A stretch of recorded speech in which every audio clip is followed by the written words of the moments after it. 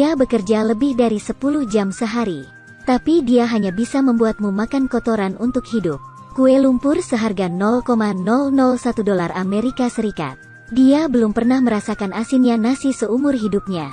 Bahan kue lumpur ini adalah tanah yang dimakan Kuande selama kelaparan kuno. Mereka akan mencampur mentega dan garam halal. Kemudian tekan menjadi bentuk kue dan keringkan di bawah sinar matahari.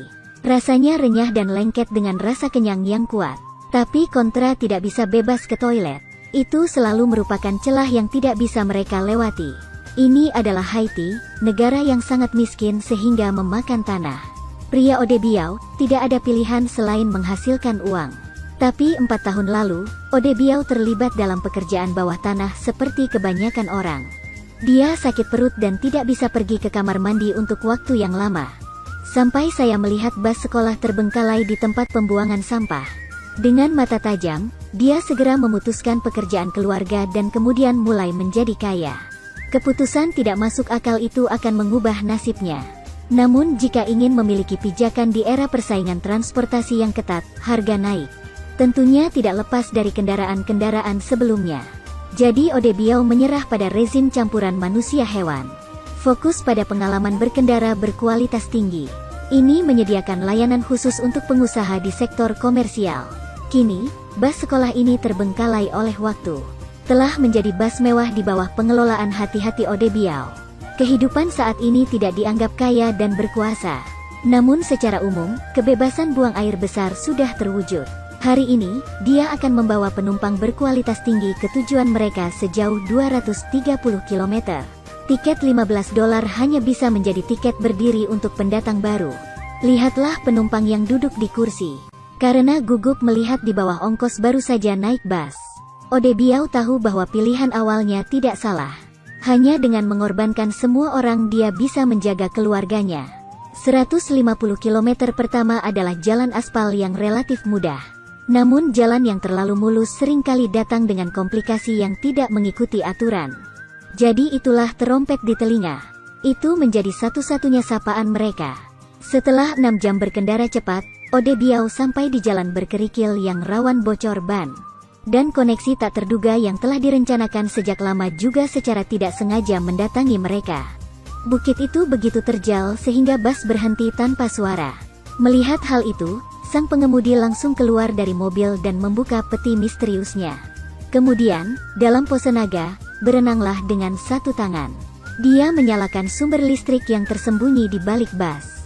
Karena itu, kecelakaan pertama tidak terlalu mengganggu di depan Odebiao. Namun suhu yang lebih tinggi dari 40 derajat menyebabkan penumpang di dalam kabin lambat laun menjadi mudah tersinggung. Kata gadis cantik ini. Setelah menghabiskan $15, dia masih tidak mendapatkan AC. Yang bisa mereka lakukan adalah diam. Dengarkan keluhan dan komentar negatif dari penumpang di belakang. Selain itu, Odebiao juga memiliki rasa jijik di hatinya. Karena dilihat dari jumlah truk parabola di kedua sisinya. Odebiao berada dalam posisi unik di jalan ini. Oleh karena itu, penilaian yang meyakinkan sepenuhnya karena keterampilan mengemudi yang sangat baik. Saat bas terus melaju, anak-anak yang mengejar lalu lintas secara bertahap muncul di kedua sisi. Bayi-bayi hitam ini bukan yatim piatu. Itu karena tidak ada dukungan, bahkan tidak mampu membeli tanah. Jadi mengemis dari kendaraan yang lewat menjadi satu-satunya harapan mereka. Namun, ada juga beberapa bakat buatan sendiri di antara mereka. Raksasa mengandalkan pikiran mereka yang luar biasa. Kemudian ditemukanlah teknologi perbaikan ban yang tidak memerlukan biaya apapun. Itu hanya panggangan sederhana dengan lubang di ban yang diletakkan di bawah api. Itu diperkuat 2 kali dengan tutup sekrup di samping. Dengan dampak suhu tinggi yang terus-menerus, ban yang bocor juga kembali ke bentuk aslinya. Sang Taipan tidak menikmati keterampilan memperbaiki ban yang luar biasa ini sendirian. Sebaliknya, dia mewariskan semuanya kepada anak-anaknya yang nasibnya sama. Oleh karena itu, bengkel ban yang kaya juga menjadi lebih kuat. Di sisi lain, Odebiao semakin kuat dengan mengandalkan monopoli. Hari ini juga merupakan kejutan keberuntungan. Sebuah meteorit luar angkasa kebetulan terjepit di antara 2 ban bas. Setelah banyak keluhan dari pengemudi, diputuskan untuk mengambil langkah aman mengganti ban. Sebuah ban bernilai $615. Saya tidak mampu untuk memecahkannya. Penumpang memanfaatkan ruang di antara tambalan ban. Mereka keluar dari kompartemen pengap dan ingin menghirup udara segar. Tapi tidak ada naungan pohon untuk melindungi. Panas yang datang tidak hanya membuat sulit bernapas. Ini juga secara signifikan meningkatkan risiko penyamakan sekunder. Karena alasan ini, para penumpang yang kembali ke gerbong tidak tahan dengan suhu tinggi dan mulai merasa frustrasi. Semua kemarahan dan ketidakpuasan terhadap Odebiao dicurahkan pada asisten saudara itu. Tidak ada pihak yang puas dengan salam ramah yang datang dan pergi di dalam mobil. Sampai seorang adik laki-laki berdiri lebih dari 8 jam dengan senyum penyembuhan. Kedua sisi teori memahami bahwa tidak boleh ada perubahan suasana hati di dalam mobil mewah. Karena emosi itu menular dan sepenuhnya mampu menghambat kemajuan sebuah perjalanan. Hati nurani Odebiao masih berubah setelah kejadian ini. Saat melewati shelter yang teduh, Odebiao pun memilih untuk berhenti sejenak. Suruh penumpang membeli es botolan. Dia menenangkan amarah yang gelisah di hatinya dan mengisi ruang kosong di perutnya.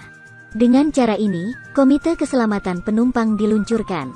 Bus terus membelok. Melihat babi liar Odebiao di pinggir jalan, dia pun ingin mengemasnya dan membawanya pergi. Tapi pikirkan apa yang dia fokuskan adalah layanan berkualitas tinggi. Mungkin Odebiao selalu berpegang pada niat aslinya. Jarak 230 km berakhir dalam 12 jam.